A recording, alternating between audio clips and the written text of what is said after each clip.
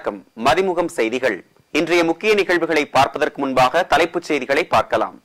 இன்று கூடுகிறது தமிழக சட்டப்பேரவை. காலை 10 மணிக்கு ஆளுநர் ஆர்.என். ரவியின் உரையுடன் தொடங்க உள்ளது. பாசிசம் வீழட்டும், இந்தியா வெல்லட்டும், உரிமைகளை மீட்க ஸ்டாலினின் குரல் என்ற பெயரில் தேர்தலுக்கான பரப்புரையை அறிவித்தது திமுக. டெல்லியில் மீண்டும் போராட்டம் நடத்த விவசாயிகள் திட்டம். எல்லையிலேயே தடுத்து நிறுத்த காவல்துறையினர் தீவிரம். சரியான நேரத்தில் அதிமுக கூட்டணி குறித்த அறிவிப்பு வெளியாகும். பாஜகவுடன் கூட்டணி இல்லை என எடப்பாடி பழனிசாமி திட்டவட்டம். விரிவான செய்திகள். 2024 ஆண்டுக்கான சட்டப்பேரவையின் முதல் கூட்டத்தொடர் ஆளுநர் ஆர்.என். ரவி உரையுடன் இன்று தொடங்க உள்ளது. கடந்த ஆண்டின் தொடக்கத்தில் பேரவை கூட்டத்தொடரை தொடங்கி வைக்கும் வகையில் ஆளுநர் ஆர்.என். ரவி உரையாற்றினார். அப்போது அரசின் சார்பில் அளிக்கப்பட்ட உரையை தவிர்த்து சில பத்திகளை விடுத்தும் சில வரிகளை அவரே சேர்த்தும் வாசித்தார். இதற்கு தமிழக அரசின் சார்பில் கடும் எதிர்ப்பு தெரிவிக்கப்பட்டது. ஆளுநர் படித்த உரை அவை குறிப்பில் இடம்பெறாது எனவும் அரசின் சார்பில் தயாரித்து பேரவைக்கு அளிக்கப்பட்ட உரையே இடம்பெறும் என்றும் அறிவிப்பு செய்யப்பட்டது. இதற்கான தீர்மானத்தையும் முதலமைச்சர் மு.க. ஸ்டாலின் கொண்டு வந்து நிறைவேற்றினார். இந்நிலையில் 2024 ஆண்டுக்கான சட்டப்பேரவையின் முதல் கூட்டத்தொடர் ஆளுநர் ஆர்.என். ரவி உரையுடன் இன்று தொடங்க உள்ளது. தொடர்ந்து 19ஆம் தேதி நிதியமைச்சர் தங்கம் தென்னரசு 2024-25 ஆண்டுக்கான நிதிநிலை அறிக்கையை தாக்கல் செய்ய உள்ளார். இதையடுத்து 20ஆம் தேதி முன்பண மானிய கோரிக்கையும் 21ஆம் தேதி முன்பண செலவின மானிய கோரிக்கையையும் தாக்கல் செய்யப்பட உள்ளது. சட்டப்பேரவை கூட்டத்தொடர் தொடங்க உள்ளதை முன்னிட்டு சபாநாயகர் அப்பாவு சட்டப்பேரவையில் உள்ள கணினி, ஒலிபெருக்கி மற்றும் இருக்கைகள் சரியாக உள்ளனவா என்பதை தலைமைச் செயலகத்தில் பார்வையிட்டு ஆய்வு செய்தார். விளைபொருட்களுக்கு குறைந்தபட்ச ஆதரவு விலையை நிர்ணயிக்க கோரி டெல்லியில் நாளை விவசாயிகள் போராட்டம் நடத்தப்போவதாக அறிவித்துள்ளனர். வேளாண் விளைபொருட்களுக்கு குறைந்தபட்ச ஆதார விலையை உறுதி செய்ய சட்டம் கொண்டுவர வேண்டும், விவசாயிகள் மற்றும் விவசாயம் சார்ந்த தொழிலாளர்களுக்கு ஓய்வூதியம் வழங்க வேண்டும், போராட்டத்தில் ஈடுபட்ட விவசாயிகள் மீது பதியப்பட்ட வழக்குகளை ரத்து செய்ய வேண்டும் உள்பட பல்வேறு கோரிக்கைகளை வலியுறுத்தி விவசாயிகள் போராட்டம் நடத்த விவசாய அமைப்புகள் அழைப்பு விடுத்துள்ளன. டெல்லி நோக்கி பேரணி என்ற பெயரில் 13ஆம் தேதி சுமார் 200 விவசாய அமைப்புகளைச் சேர்ந்த 15 முதல் 20,000 விவசாயிகள் டெல்லி நோக்கி பேரணியாக வர திட்டமிட்டுள்ளனர். 2000 முதல் 2500 டிராக்டர்களில் டெல்லி நொய்டா எல்லையில் விவசாயிகள் திரண்டு போராட்டம் நடத்த திட்டமிட்டுள்ளனர். அதேபோல் உத்தரப்பிரதேசம், சண்டிகர், பஞ்சாபில் இருந்தும் விவசாயிகள் போராட்டத்தில் பங்கேற்க திட்டமிட்டுள்ளனர். இதையடுத்து விவசாயிகள் பேரணியாக வருவதை தடுக்க டெல்லி எல்லையில் பாதுகாப்பு அதிகரிக்கப்பட்டுள்ளது. விவசாயிகளை டெல்லி எல்லையிலேயே தடுத்து நிறுத்த காவல்துறையினர் திட்டமிட்டுள்ளனர். டெல்லிக்கு அருகே உத்தரப்பிரதேசத்தின் டிகிரி எல்லையிலும் பாதுகாப்பு அதிகரிக்கப்பட்டுள்ளது. மேலும் விவசாயிகள் போராட்டத்தை தடுக்க கான்கிரீட் தடுப்புகள், கம்பி வேலிகள் அமைக்கப்பட்டுள்ளன. ஹரியானாவில் போக்குவரத்து மாற்றம் செய்யப்பட்டுள்ளது. பஞ்சாப் எல்லை சீல் வைக்கப்பட்டுள்ளது. உரிமைகளை மீட்க ஸ்டாலினின் குரல் என்ற தலைப்பில் மக்களவை தேர்தல் பிரச்சார கூட்டங்கள் நடத்தப்படும் என திமுக அறிவித்துள்ளது. கடந்த 10 ஆண்டில் ஒன்றிய பாஜக அரசு தமிழ்நாட்டிற்கு இழைத்த அநீதிகளையும் ஒன்றிய அரசிடம் மாநிலத்தின் உரிமைகளை அடகு வைத்து தற்பொழுது நாடகமாடும் அடிமை அதிமுகவின் துரோகங்களையும் மக்களிடம் கொண்டு சேர்க்கும் வகையில் முதற்கட்டமாக கழக முன்னணியினர் உரிமைகளை மீட்க ஸ்டாலினின் குரல் என்ற தலைப்பில் நாடாளுமன்ற தொகுதி வாரியான கூட்டங்களில் பங்கேற்று சிறப்புரையாற்ற உள்ளதாக தெரிவிக்கப்பட்டுள்ளது. பாசிசம் வீழட்டும், இந்தியா வெல்லட்டும் என்ற முழக்கத்துடன் நாடாளுமன்ற தொகுதி வாரியாக கூட்டங்கள் நடைபெறும் என திமுக தலைமை கழகம் அறிவித்துள்ளது. மேலும் உரிமைகளை மீட்க ஸ்டாலினின் குரல் என்ற தலைப்பில் நாடாளுமன்ற தொகுதி வாரியாக திமுகவின் மக்களவை தேர்தல் பிரச்சார கூட்டங்கள் நடத்தப்படும் என அக்கட்சியின் தலைமை அறிவித்துள்ளது. தமிழ்நாட்டில் 16, 17, 18 ஆகிய தேதிகளில் பொறுப்பு அமைச்சர்களுடன் இணைந்து மாவட்ட செயலாளர்கள், நிர்வாகிகள் உள்ளிட்டோர் நாடாளுமன்ற தொகுதி வாரியாக கூட்டங்கள் நடத்த வேண்டும் என்று அறிவுறுத்தியுள்ளது. கிளாம்பாக்கத்தில் இருந்து போதிய பேருந்துகள் இயங்கவில்லை என சிலர் திட்டமிட்டு வதந்தி பரப்பி வருவதாக அமைச்சர் சிவசங்கர் தெரிவித்துள்ளார். கடந்த 2 நாட்களாக கிளாம்பாக்கம் பேருந்து நிலையத்தில் இருந்து பல்வேறு பகுதிகளுக்கு பேருந்துகள் சரியாக இயக்கப்படவில்லை என பொதுமக்கள் போராட்டம் நடத்தினர்.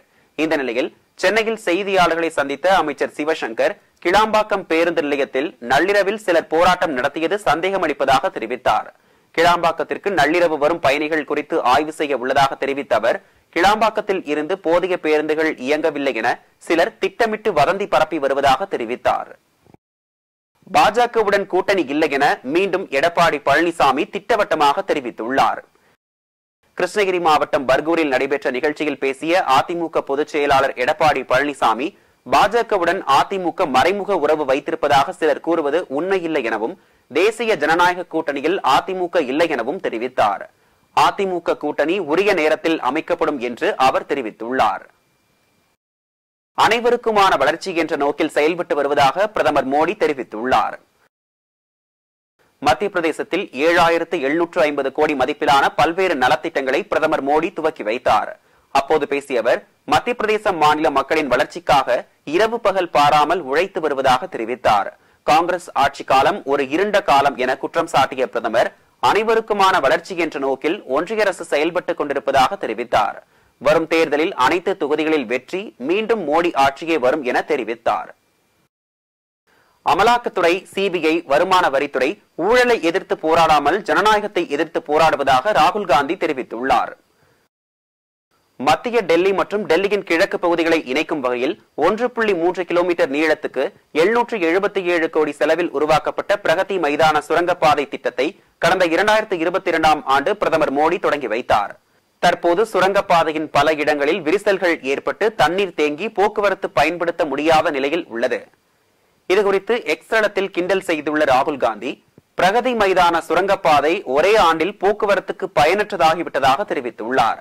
வளர்ச்சிப் பணிகளை திட்டமிடுவதற்கு பதில் பிரதமர் மாடலிங் செய்து கொண்டிருப்பதாகவும், அமலாக்கத்துறை, சிபிஐ, வருமான வரித்துறை எல்லாம் ஊழலை எதிர்த்து போராடாமல் ஜனநாயகத்தை எதிர்த்து போராடுவதாகவும் தெரிவித்துள்ளார்.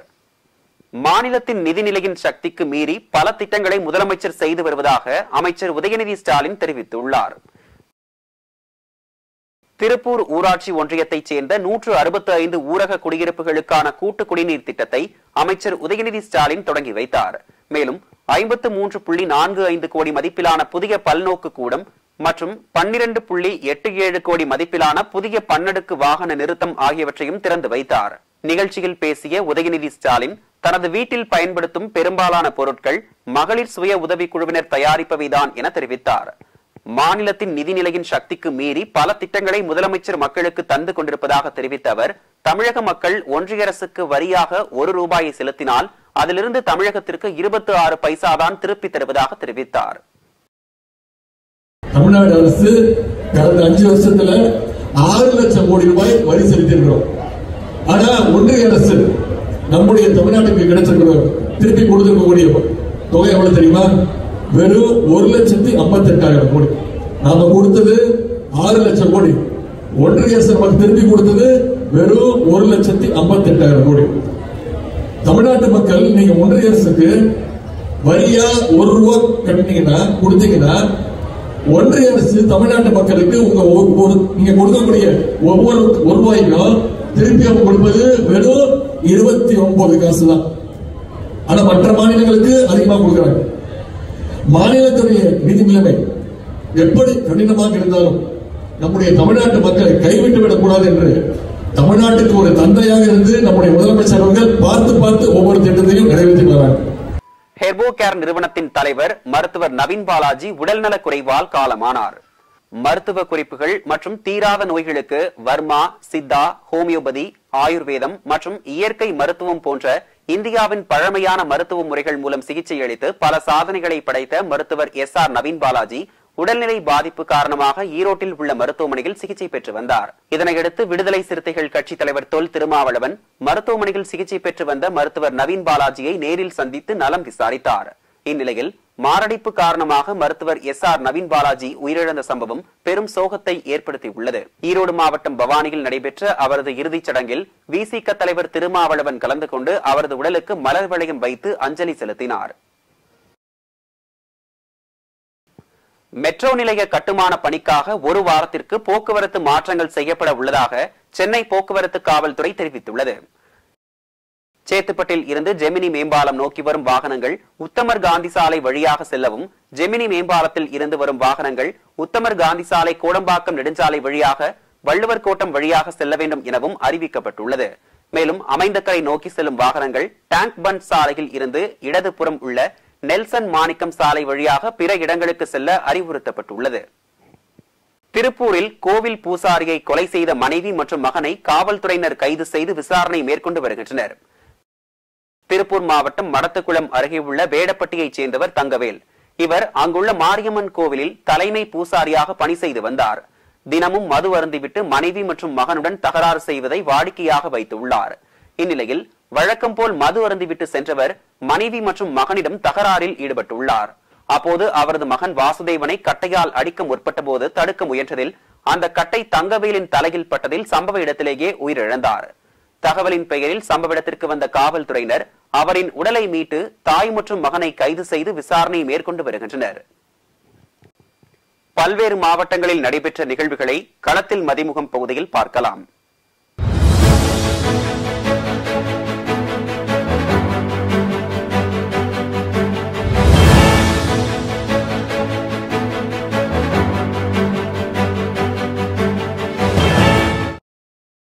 ராணிப்பேட்டை மாவட்டம் அவரக்கரை பகுதியில் அமைந்துள்ள அருள்மிகு ஸ்ரீ செல்லியம்மன் ஆலய திருக்குட நன்னீராட்டு திருவிழா வெகு விமர்சையாக நடைபெற்றது. முன்னதாக பல்வேறு புண்ணிய தலங்களில் இருந்து கொண்டு வரப்பட்ட புனித நீருக்கு சிறப்பு பூஜை செய்து கோவிலை சுற்றி 3 முறை வலம் வந்த பின்னர் கோபுர கலசத்தின் மீது ஊற்றி நன்னீராட்டு விழா நடைபெற்றது. இந்த விழாவில் தமிழக கைத்தறி மற்றும் துணிநூல் துறை அமைச்சர் ஆர் காந்தி பங்கேற்று சுவாமி தரிசனம் செய்தார்.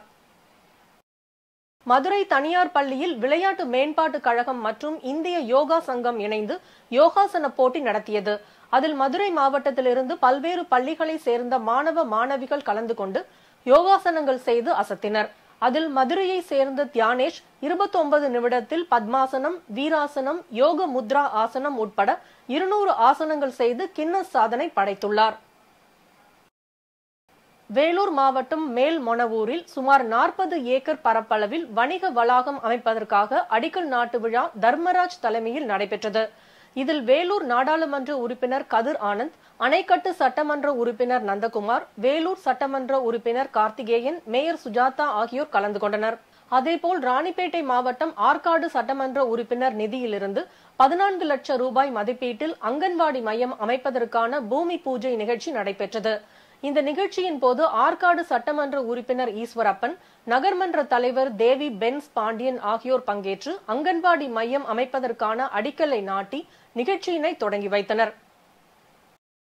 மதுரை ஸ்ரீ அரவிந்தர் மீரா யூனிவர்சல் பள்ளியில் வேற்றுமையில் ஒற்றுமை என்னும் குறிக்கோளை மெய்ப்பிக்கும் வண்ணம் மாணவ மாணவிகளின் அணிவகுப்பு நடைபெற்றது. தொடர்ந்து தேசிய, மாநில மற்றும் மாவட்ட அளவில் வெற்றி பெற்ற மாணவ மாணவிகளின் தொடர் ஓட்டத்தின் மூலம் கொண்டுவரப்பட்ட ஒலிம்பிக் ஜோதியை பள்ளியின் முதல்வர் ஏற்றி வைத்தார். மேலும் நடத்தப்பட்ட போட்டியில் வெற்றி பெற்ற மாணவ மாணவிகளுக்கு பரிசு மற்றும் சான்றிதழ்களை வழங்கினார். ஈரோடு மாவட்டம் கோபிச்செட்டிப்பாளையம் சுற்றுவட்டார பகுதிகளில் கதலி, நேந்திரன், செவ்வாழை, பூவன், மொந்தன், தேன்வாழை உள்ளிட்ட பல்வேறு ரகங்களில் வாழை சாகுபடி செய்து வருகின்றனர். அறுவடை செய்த வாழைத்தார்களை கோபி வேளாண்மை உற்பத்தியாளர்கள் கூட்டுறவு விற்பனை சங்கத்தில் நடைபெறும் ஏல விற்பனையில் கொண்டு சென்று விவசாயிகள் விற்பனை செய்து வருகின்றனர். இந்நிலையில் வாழைத்தார் விற்பனை ஏலத்தில் குறைந்த அளவு வாழைத்தார்கள் மட்டுமே ஏல விற்பனைக்கு வந்திருந்தன. இதனால் வாழைத்தார்களை வியாபாரிகள் போட்டி போட்டுக்கொண்டு வாழைத்தார்களை ஏலத்தில் எடுத்ததால் வாழைத்தார்களின் விலை அதிகரித்தது. இதனால் விவசாயிகள் மகிழ்ச்சி அடைந்தனர். திருப்பத்தூர் மாவட்டத்தில் பல்வேறு பகுதிகளில் ஆட்சியர் தர்பகராஜ் திடீர் ஆய்வு மேற்கொண்டார். இந்நிலையில் திருப்பத்தூர் புதிய பேருந்து நிலையம் மற்றும் பேருந்து நிலையத்தில் உள்ள கட்டண கழிப்பிடம் ஆகியவற்றை மேற்பார்வையிட்டார். இதனைத் தொடர்ந்து திருப்பத்தூர் அரசு மருத்துவமனைக்கு சென்ற அவர் அரசு மருத்துவமனையில் பல்வேறு பிரிவுகளில் பொதுமக்களுக்கு முறையான சிகிச்சை அளிக்கப்படுகிறதா, நோயாளிகளுக்கு சத்தான உணவுகள் வழங்கப்படுகிறதா என ஆய்வு மேற்கொண்டார். திருவண்ணாமலை மாவட்டம் செங்கம் அடுத்த வளையம்பட்டு கிராமத்தில் மஞ்சு விரட்டு நிகழ்ச்சி நடைபெற்றது. அதில் உள்ளூர் காளைகள் மட்டுமின்றி கிருஷ்ணகிரி, வேலூர், திருப்பத்தூர், ராணிப்பேட்டை உள்ளிட்ட மாவட்டங்களில் இருந்து 500க்கும் மேற்பட்ட காளைகள் கலந்து கொண்டன. 100 மீட்டர் தூரம் கொண்ட இலக்கை குறைந்த வினாடியில் கடக்கும் காளைகளுக்கு பரிசுகள் வழங்கப்பட்டது. இந்த எருது விடும் விழாவை காண செங்கம் மற்றும் அதனை சுற்றியுள்ள பல்வேறு பகுதிகளில் இருந்து ஆயிரக்கணக்கான மக்கள் கண்டு ரசித்தனர். காளைகளை அடக்க முயன்ற போது 10க்கும் மேற்பட்ட இளைஞர்கள் காயமடைந்த நிலையில் திருவண்ணாமலை அரசு மருத்துவமனையில் சிகிச்சைக்காக சேர்க்கப்பட்டுள்ளனர். மதுரை மாவட்டம் உசிலம்பட்டி அருகே உள்ள பூச்சிப்பட்டி கிராமத்தில் ஜெயராஜ் என்பவர் அதே ஊரை சேர்ந்த கண்ணன் மற்றும் அவருடைய தங்கை மகன் நிபீஸ் பாண்டி என்ற சிறுவனை நீச்சல் பழகுவதற்காக கிணத்திற்கு அழைத்து சென்றுள்ளார். கண்ணன் குடிபோதையில் இருந்ததால் சிறுவன் எதிர்பாராத விதமாக கிணற்றில் தவறி விழுந்துள்ளார். அவரை காப்பாற்ற முயன்ற போது இருவரும் நீரில் மூழ்கி உயிரிழந்தனர். சம்பவ இடத்துக்கு வந்த உசிலம்பட்டி தீயணைப்பு துறையினர் உடலை கைப்பற்றி பிரேத பரிசோதனைக்காக அரசு மருத்துவமனைக்கு அனுப்பி வைத்து விசாரணை மேற்கொண்டு வருகின்றனர். திருவாரூர் மாவட்டம் மன்னார்குடி வடக்கு வீதி பகுதியில் மிகவும் பிரசித்தி பெற்ற வரசித்தி விநாயகர் கோயில் கும்பாபிஷேகம் வெகு விமர்சையாக நடைபெற்றது. கோவில் புதுப்பிக்கப்பட்டு 3 தினங்கள் விக்னேஸ்வர பூஜை, லட்சுமி ஹோமம், நவகிரக பூஜையுடன் யாகசாலை பூஜைகள் தொடர்ந்து கோவிலின் விமான கலசத்தில் புனித நீர் ஊற்றி கும்பாபிஷேகம் நடைபெற்றது. இதில் திரளான பக்தர்கள் கலந்து கொண்டு சுவாமி தரிசனம் செய்தனர். வரும் 25ஆம் தேதி திருப்பூர் வருகை தரும் பிரதமர் மோடியை கண்டித்து மாணவர் காங்கிரஸ் சார்பில் கருப்பு கொடி ஏந்தி ஆர்ப்பாட்டம் நடத்த உள்ளதாக மாணவர் காங்கிரஸ் மாநில தலைவர் சின்னத்தம்பி கூறியுள்ளார். காங்கிரஸ் கட்சியின் முன்னாள் தலைவர் ராகுல் காந்தியின் நடைபயணம் வெற்றி பெற வேண்டும் என்பதை வலியுறுத்தி திருப்பூர் மாநகர மாவட்ட மாணவர் காங்கிரஸ் கட்சியின் சார்பில் இரத்த தான முகாம் நடைபெற்றது. பின்னர் செய்தியாளர்களிடம் பேசிய மாணவ காங்கிரஸ் கட்சியின் தலைவர் இதனை தெரிவித்தார். பிரதமர் நரேந்திர மோடி வருடத்துக்கு 2 கோடி இளைஞர்களுக்கு வேலை வாங்கி தருவதாக சொல்லி பொய் பிரச்சாரம் பண்ணி ஓட்டுகளை வாங்கி இன்று அக்னிபாத் திட்டத்தின் மூலமாக இளைஞர் 1.5 லட்சம் வருடத்துக்கு 1.5 லட்சம் இளைஞர்களுக்கு வேலை இல்லாமல் வேலை வாய்ப்பை இழந்து நிற்கிறார்கள். இந்த இளைஞர்களுக்கு நீதி வேண்டும் என்ற போஸ்டரை இன்று வெளியிடுறோம். வருகின்ற 25ஆம் தேதி நரேந்திர மோடி இந்த திருப்பூருக்கு வருவதாக கேள்விப்பட்டோம். அதற்கு தமிழ்நாடு காங்கிரஸ் கமிட்டி தலைவர் KS அழகிரி அவர்களின் அறிவுறுத்தலின்படி கருப்பு கொடி காட்டி ஆர்ப்பாட்டம் நடைபெறும் என்பதை இந்த இடத்தில் கூறிக்கொண்டிருக்கிறேன். நன்றி, வணக்கம், ஜெய்ஹிந்த். சென்னை தியாகராய நகரில் உள்ள கல்லூரி வளாகத்தில் ஸ்ரீ சங்கர்லால் சுந்தர்பாய் சேஷன் ஜெயின் மகளிர் கல்லூரியின் சேஷன் பஜார் 2024 விற்பனை கண்காட்சி நடைபெற்றது. கண்காட்சியில் அழகு கலை பொருட்கள், கலைநய பொருட்கள், ஜவுளிகள் என பல்வேறு துறை சார்ந்த சுமார் 120 ஸ்டால்கள் அமைக்கப்பட்டிருந்தன. ஸ்ரீநகர்ல நடைபெறுகிற சபாஷ் ஈடிசல் மூலமா ஷாசூன் பஜார் ஒவ்வொரு வருஷமும் நாங்கள் இதை நடைபெற்று வருகிறோம். இதில் முழுக்க வெறும் மகளிர் மட்டும்தான் ஸ்டால்ஸ்லாம் வைப்பாங்க. அவங்க தொழில் நுட்பமாக இருக்கிறதுக்காக நாங்கள் இந்த ஆப்பர்ச்சுனிட்டிஸ் நாங்கள் மேனேஜ்மெண்ட் மூலமாக இதை நாங்கள் கொடுக்குறோம் பசங்களுக்கு. இதில் நம்ம காலேஜ் ஸ்டூடெண்ட்ஸ், படித்து முடிச்ச ஸ்டூடெண்ட்ஸ், படிக்கிற ஸ்டூடெண்ட்ஸ், அது தவிர NGO and self help group அவங்களுக்குமே இந்த ஆப்பர்ச்சுனிட்டிஸ் நாங்கள் தரோம். ஸோ இன்னைக்கு மட்டுமே 120 ஸ்டால்ஸ் வச்சுருக்கோம் நாங்கள் கடையில். இதை தவிர ஒரு 10 கேம்பஸ் பிஸ்னஸ் ரெகுலராக நாங்கள் சபாஷ் ஈடிசல் மூலமாக எங்களோட அலுமினி ஸ்டூடெண்ட்ஸ்க்கும் படிக்கிற பசங்களுக்கும் நாங்கள் இந்த ஆப்பர்ச்சுனிட்டி கொடுக்குறோம். ஸோ இந்த பிஸ்னஸ் எதுக்கு கொடுக்குறோம் அப்படின்னா அவங்க சீக்கிரமாக தொழில் செஞ்சு பழகி அதில் இருக்கிற கஷ்ட நஷ்டங்களை தெரிஞ்சு அதோட சேலஞ்சஸ்லாம் ஃபேஸ் பண்ணி சீக்கிரமாக அவங்களும் பிஸ்னஸ் பண்ணி நிறைய வேலை வாய்ப்புகள் நிறைய பேருக்கு கொடுக்கறதுக்காக இந்த ஆப்பர்ச்சுனிட்டிஸ் நாங்கள் தரோம். சென்னையில் ரோட்டரி சங்கங்களின் பிரதிநிதிகள் கலந்து கொள்ளும் 3 நாள் மாநாடு துவக்க நிகழ்ச்சிகள் நடைபெற்றன. அப்போது பேசிய அபிராமி ராமநாதன் சென்னையில் போலியோவை ஒழிப்பதில் ரோட்டரி சங்கம் பெரும் பங்காற்றியுள்ளதாக தெரிவித்தார். இதில் புதுசாக நாங்கள் என்னவெல்லாம் இருக்குது ரோட்டரியில், இன்னும் எப்படியெல்லாம் மக்களுக்கு உதவலாங்கிறது வரும். ஒன்றும் இல்லை, தமிழ்நாட்டில் எல்லாம் விட்டுருக்க சென்னை நகரத்தை மட்டும் எங்கள் எல்லா சங்கங்களும் சேர்த்து கிட்டத்தட்ட 10 to 15 கோடி ரூபா ஒரு வருஷத்துக்கு செலவு பண்ணுறோம். ஏன் உலகத்தில் யாராலும் ஒழிக்க முடியாதுன்னு சொன்ன போலியோவை ஒழித்தது எங்கள் ரோட்டரி தான். எப்படின்னா அரசாங்கம் தான் அதை கொடுக்குறாங்க, ஆனால் மருந்தை கொடுக்கறது நாங்கள் தான். இது யாருக்கும் தெரியாத ஒன்றுங்க. ஏன்னா வலது கை கொடுக்கறது இடது கை தெரியப்படாதுங்கிறதுக்காக நாங்கள் சொல்லிக்கிட்டு இருக்கோம். அதனால் இதுதாங்க ரோட்டரி கான்ஃபரன்ஸு.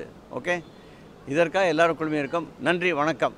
காசாவில் இஸ்ரேல் ராணுவம் நடத்திய வான்வழி தாக்குதலில் 31 பேர் உயிரிழந்துள்ளதாக தெரிவிக்கப்பட்டுள்ளது. மத்திய கிழக்கு நாடான இஸ்ரேலுக்கும் பாலஸ்தீனத்தின் காசா பகுதியை நிர்வகித்து வரும் ஹமாஸ் அமைப்பினருக்கும் இடையே கடந்த ஆண்டு அக்டோபர் 7ஆம் தேதி போர் வெடித்தது. இந்த போரில் இதுவரை 28,000க்கும் அதிகமான பாலஸ்தீனியர்கள் உயிரிழந்துள்ளதாக காசா சுகாதாரத்துறை அமைச்சகம் தெரிவித்துள்ளது. இதனிடையே காசாவில் இஸ்ரேல் ராணுவம் வான்வழி மற்றும் தரைவழி தாக்குதல்களை தொடர்ந்து நிகழ்த்தி வருகிறது. இந்த நிலையில் ரபா நகரத்தின் மீது இஸ்ரேல் ராணுவம் வான்வழி தாக்குதல் நடத்தியுள்ளது. இந்த தாக்குதல்களில் 10 குழந்தைகள் உட்பட 31 பேர் உயிரிழந்துள்ளதாக தெரிவிக்கப்பட்டுள்ளது. ஹமாஸ் அமைப்பை முழுவதுமாக அழிக்கும் வரை போர் நிறுத்தம் ஏற்படாது என நெதன்யாகு கூறி வருகிறார். அதே சமயம் போரில் பொதுமக்கள் மீது தாக்குதல் நடத்தப்படுவதற்கு அமெரிக்கா உள்ளிட்ட நாடுகள் கண்டனம் தெரிவித்துள்ளது. மீண்டும் தலைப்புச் செய்திகள். இன்று கூடுகிறது தமிழக சட்டப்பேரவை. காலை 10 மணிக்கு ஆளுநர் RN ரவியின் உரையுடன் தொடங்க உள்ளது. பாசிசம் வீழட்டும், இந்தியா வெல்லட்டும், உரிமைகளை மீட்க ஸ்டாலினின் குரல் என்ற பெயரில் தேர்தலுக்கான பரப்புரையை அறிவித்தது திமுக. டெல்லியில் மீண்டும் போராட்டம் நடத்த விவசாயிகள் திட்டம். எல்லையிலேயே தடுத்து நிறுத்த காவல்துறையினர் தீவிரம். சரியான நேரத்தில் அதிமுக கூட்டணி குறித்த அறிவிப்பு வெளியாகும். பாஜகவுடன் கூட்டணி இல்லை என எடப்பாடி பழனிசாமி திட்டவட்டம். இத்துடன் செய்திகள் நிறைவடைந்தன. மீண்டும் செய்திகள் பிற்பகல் 1:30 மணிக்கு. மேலும் செய்திகளை தெரிந்து கொள்ள மதிமுகம் பிரைம் யூடியூப் தளத்தில் இணைந்திருங்கள்.